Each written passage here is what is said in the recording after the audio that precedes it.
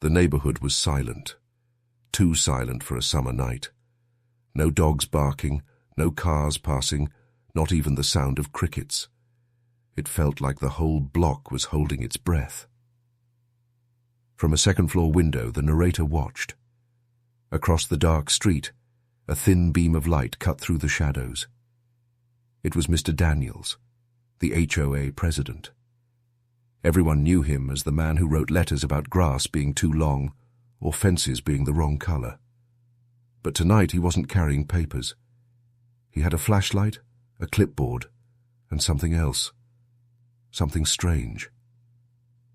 Daniels moved like he didn't want to be seen. His shoes made no sound on the pavement.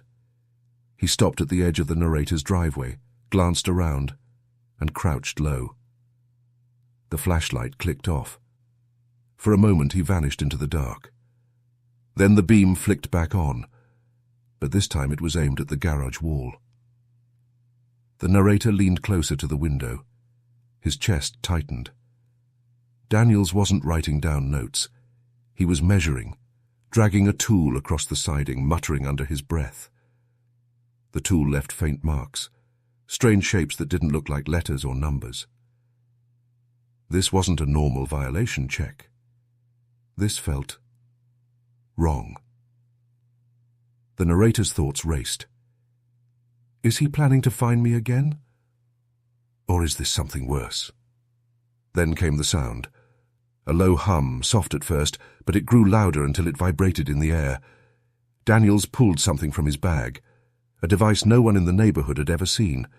Metallic, glowing, faint blue. Its surface pulsed as if alive.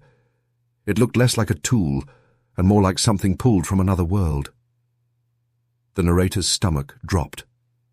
Daniels pressed the device against the garage. The siding shuddered, as if the house itself had felt pain. Lights inside flickered once, twice. The hum deepened into a vibration that shook the floor under the narrator's feet. Hands gripping the wind. "Ow, Frame," the narrator whispered. "What are you doing, Daniels?" It wasn't about lawn rules anymore.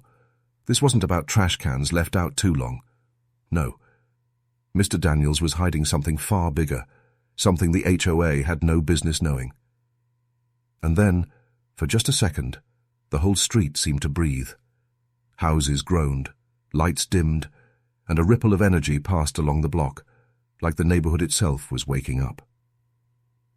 The narrator's heart pounded. Fear and curiosity battled inside. If the president of the HOA was crossing lines this strange, this dangerous, then something terrible was coming. The question pressed down heavier than the night itself. What was Mr. Daniels doing to the house, and why did it feel like the entire block was about to wake up? Morning came too fast.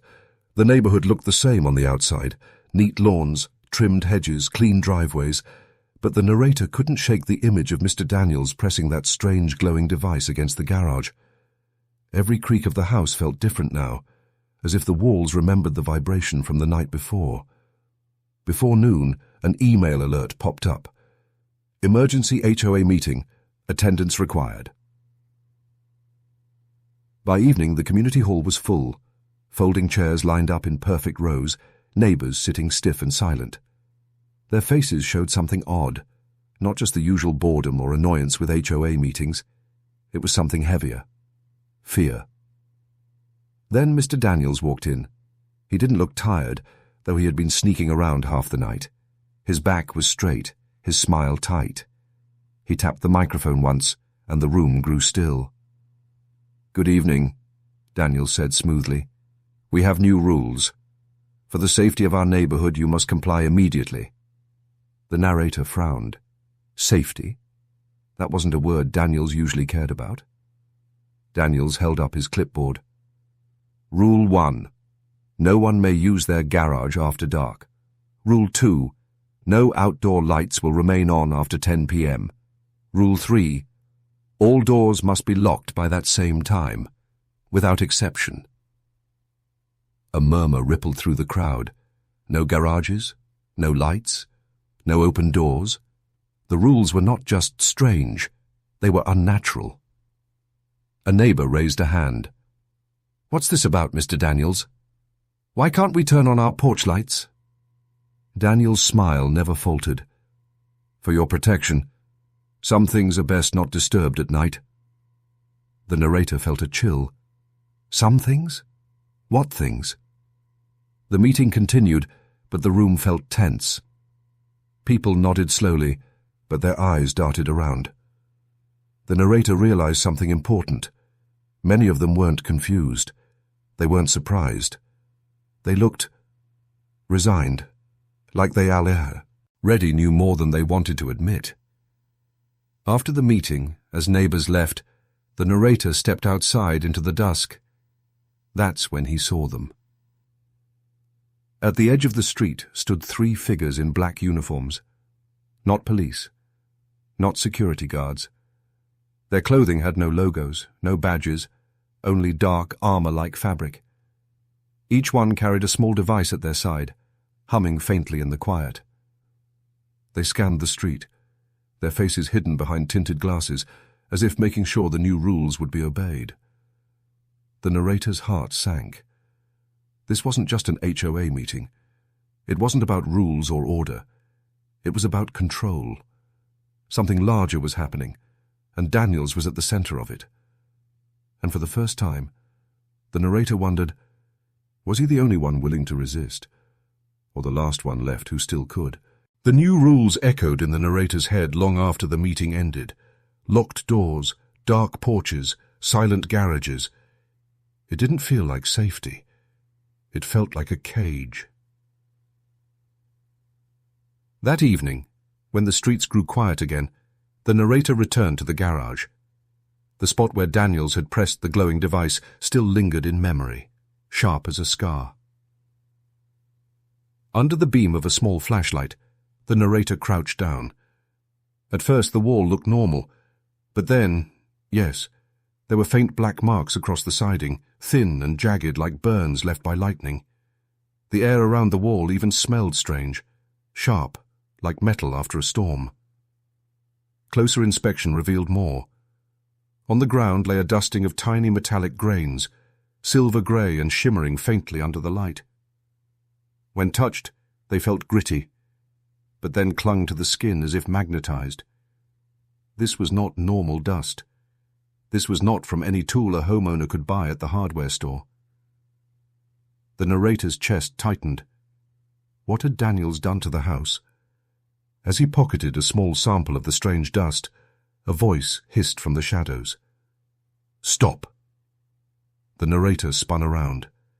A neighbor, Mrs. Hale, stood a few steps away, her face pale in the dark. She looked over her shoulder as if someone might be listening. "You shouldn't be poking around," she whispered. "Stop asking questions, or you'll be the next one they silence." The narrator's mouth went dry. "Silence? What are you talking about?" But Mrs. Hale only shook her head. "Just go back inside. Pretend you didn't see anything." She turned quickly, disappearing between 2 houses before another word could be spoken. The warning left the narrator's mind racing. What did she know? Who had been silenced before? Hours later, unable to sleep, the narrator peered again through the upstairs window. The street was empty except for one lone figure, Mr. Daniels. He stood near, the community hall, half hidden in the shadows. In his hand glowed another device, smaller than the one used on the garage. He held it close to his mouth, speaking in a low but sharp voice. The night was quiet enough that a few words carried through the still air. "The council will be pleased. Phase 2 begins tomorrow. The neighborhood is almost ready." The narrator froze. The council. Phase 2. Daniels lowered the device, its glow fading as he slipped it back into his coat. His expression was calm, even proud, as if everything was going exactly to plan. The narrator pulled back from the window, heart pounding harder than before. Whatever Mr. Daniels was planning, it wasn't just about HOA control. It was something larger, stranger, something that had already spread far beyond a simple neighborhood.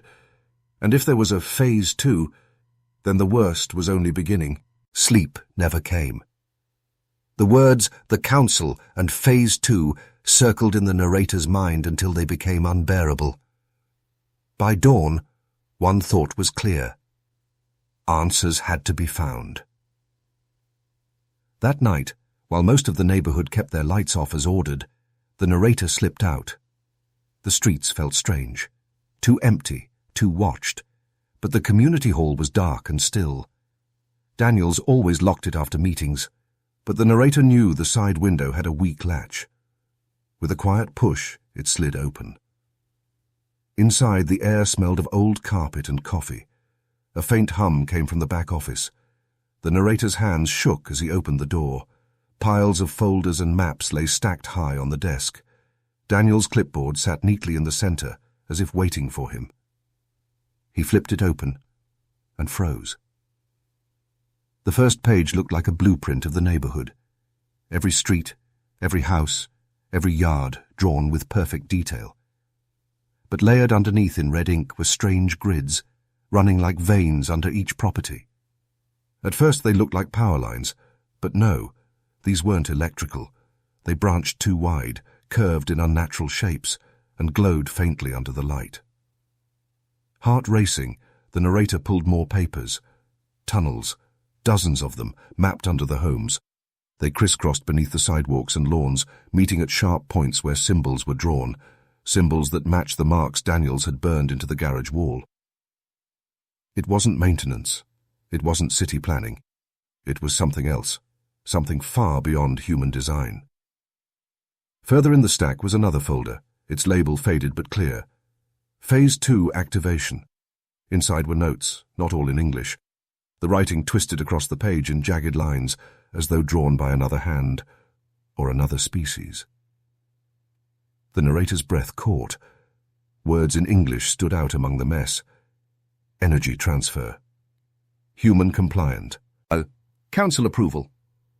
At the bottom of the page, one chilling phrase repeated again and again.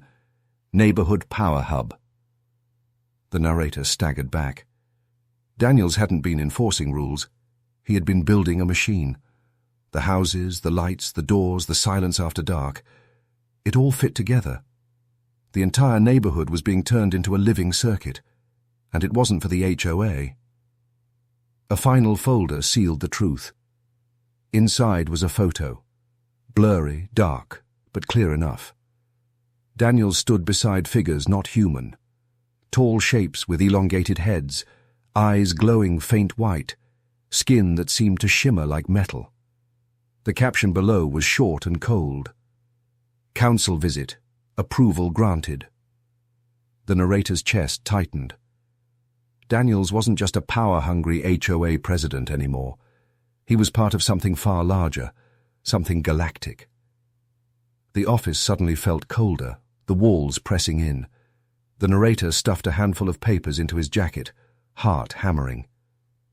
Whatever was coming next, it wasn't just about houses or garages or locked doors. It was about control of the entire neighborhood, maybe even more.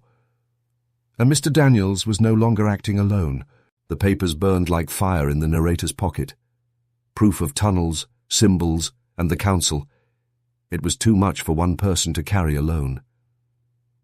Daniels had power, but so did the truth.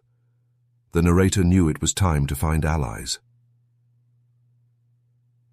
Late that night, while the patrol in black uniforms roamed the streets, a small group gathered in the narrator's garage. The door was shut, the lights dim, every whisper careful. The first to speak was Mr. Turner, the quiet man from the corner house. His voice shook as he leaned forward. I saw it. Daniel's eyes. They weren't normal. They glowed, just for a second, like a flashlight switched on inside his skull. The group fell silent. Then Mrs. Hale stepped in, the same woman who had whispered a warning days earlier. Her face looked worn, her hands tight around a mug of coffee. I hear them sometimes, she said softly. Voices. At night when the rules say no lights, no noise. They come from the ground. It's not English. Not anything I've ever heard. Like a chant. Or a command. Her words made the air feel colder. Another neighbour, young Paul, who had just moved in last year, pulled something from his pocket and placed it on the workbench. A small shard of metal, smooth and glowing faintly blue. I dug this up when I was planting in the backyard.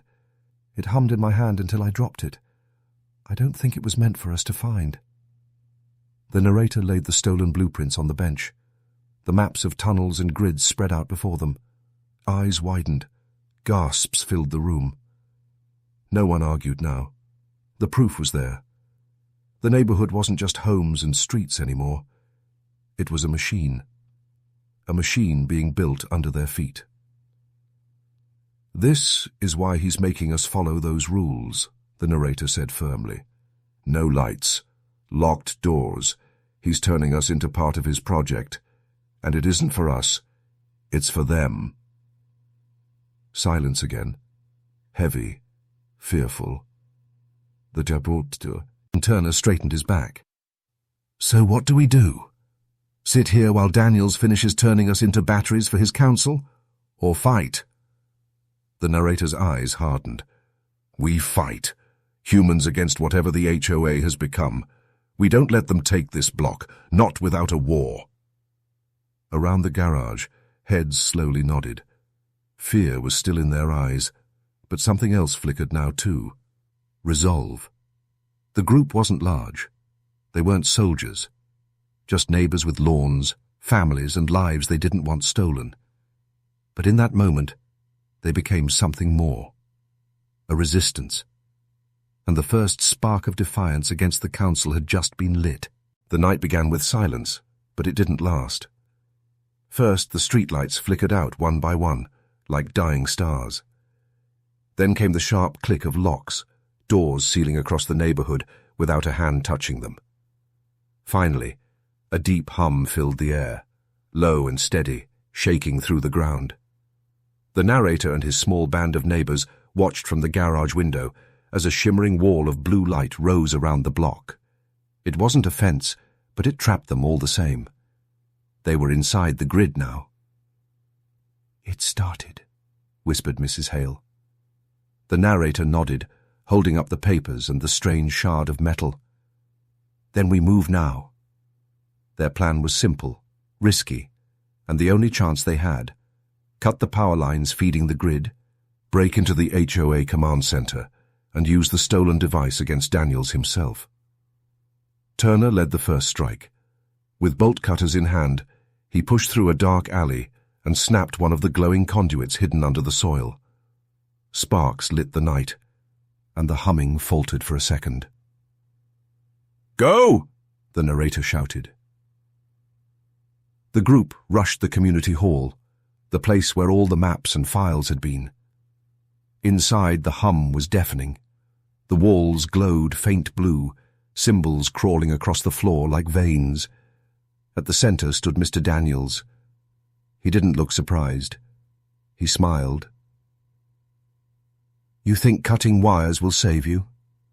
His voice was deeper now, layered with something not human. The narrator raised the stolen device, its glow trembling in his hands. "This ends tonight." Daniel stepped forward, and for the first time they saw his true form. His skin shimmered like liquid metal, patches of light glowing under his flesh. His eyes were no longer human at all. They blazed with white fire. His voice echoed, not just in the room, but in their minds. "I gave you order. I gave you purpose. You could have been part of the council, as design, but you chose defiance." Fear surged through the group, but the narrator held firm. "We're not your machines. We're human, and humans fight back." With a cry, he slammed the device against the control panel. Sparks burst, energy waves rippling through the hall. Daniels staggered as the hum cracked, the grid faltering outside. The showdown had begun. The stolen device screamed with power, its glow brighter than ever before. Sparks leapt across the command center, searing the air. Daniels roared, his metallic skin flickering between human and something far worse. Then it happened. The device twisted against itself, turning the energy field inward. The blue wall outside didn't hold the neighborhood anymore. It crushed back toward its source. Every tunnel beneath the streets shook violently. Homes rattled as if a storm tore through their foundations.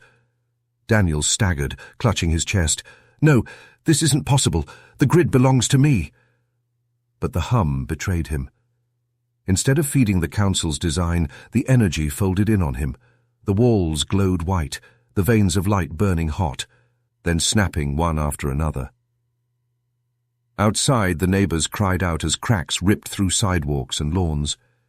The tunnels below caved in, collapsing under their own failed design. Strange machines buried in the earth sparked and went dark. The power that had chained the neighborhood now tore itself apart. Daniels fell to his knees. His form flickered, pieces of his human mask breaking away. Behind it, his true self pulsed with alien light. But even that began to dim. "No," he rasped. "The council promised. They promised I would lead them." The air shifted. A cold silence pressed down, followed by a voice not spoken, but felt. It came from everywhere at once, harsh and final. Connection terminated. The council had abandoned him. Daniels's eyes widened, glowing one last time before fading. He slumped forward, defeated and alone. His voice cracked as he whispered, "Humans were never supposed to resist this much." The group stood in silence, the hall filled with smoke and broken light. The narrator stepped forward, chest rising and falling, his hand still gripping the device. He looked around at his neighbors, tired, scared, but still standing. He spoke not just to them, but to whatever might still be listening beyond the stars. "When you try to control humans, we fight back harder than anyone expects." The words hung in the air, a promise and a warning. The neighborhood was free, but the war for humanity had only just begun.